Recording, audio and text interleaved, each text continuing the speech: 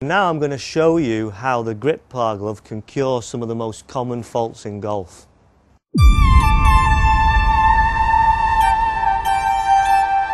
The most destructive fault in golf is obviously the energy distance sapping slice, that dreaded shot that goes off to the right.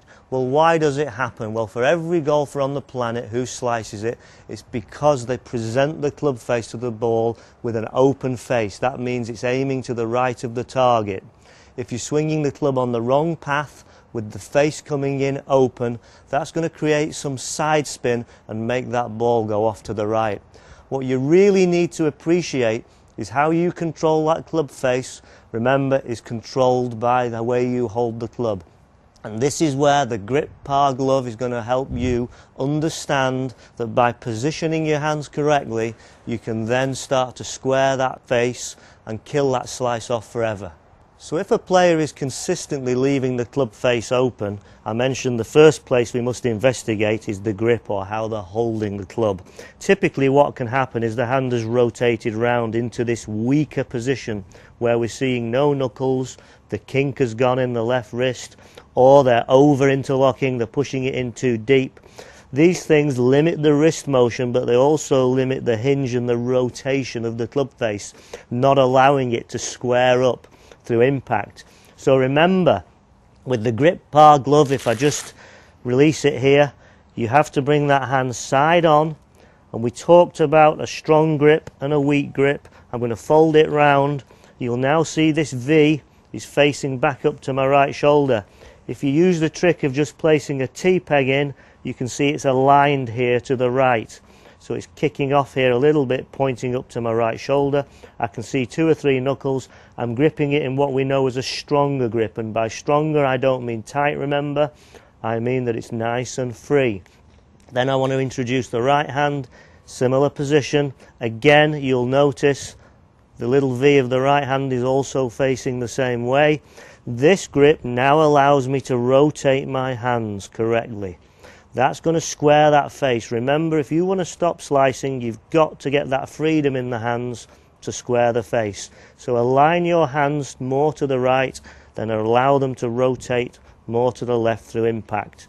Do that and you'll start to see that slice spin reduce, and maybe even get to draw the golf ball. So now you appreciate how the importance of aligning the hands correctly will square that club face and stop that slice and allow you to get more accuracy on the shots.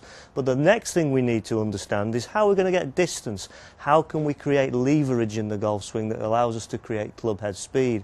Well, that again is down to the quality of your grip, how you've used the grip par glove to place your hands correctly to give the wrists the necessary freedom they need to whip that club head through impact nice and freely. In putting and chip shots, leverage isn't required, so it's okay to have your wrists stiff on those shots because you just want control. You don't really need any speed. But if you want to hit the ball further, it's important you use leverage, and that means you have to create some angles between the shaft, your wrists and your lead arm. So as you swing back, these angles are being collected. As you swing down, they're being stored, and then finally through impact they're going to be released, multiplying that club head speed. Now, one common error when people form the grip is that they tend to, if I show you here, let the club get too high in their palm. Remember these lines I drew here across to this bottom pad? Well, the club slips up. When it gets here, the club gets too high, and this immobilizes the flexibility in the wrist. You can't get the correct hinging motion out of the wrist.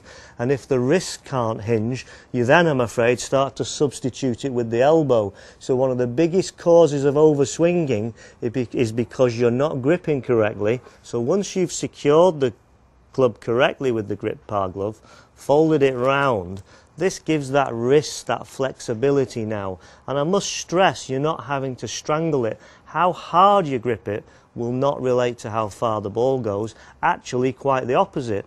If your wrists are free and relaxed, and you know the club's not going to come out of your hand with the grip par glove secured, that gives you the confidence and the trust that you can let those wrists go, you can let them hinge, and that really is going to maximise your leverage and give you a lot more distance and power.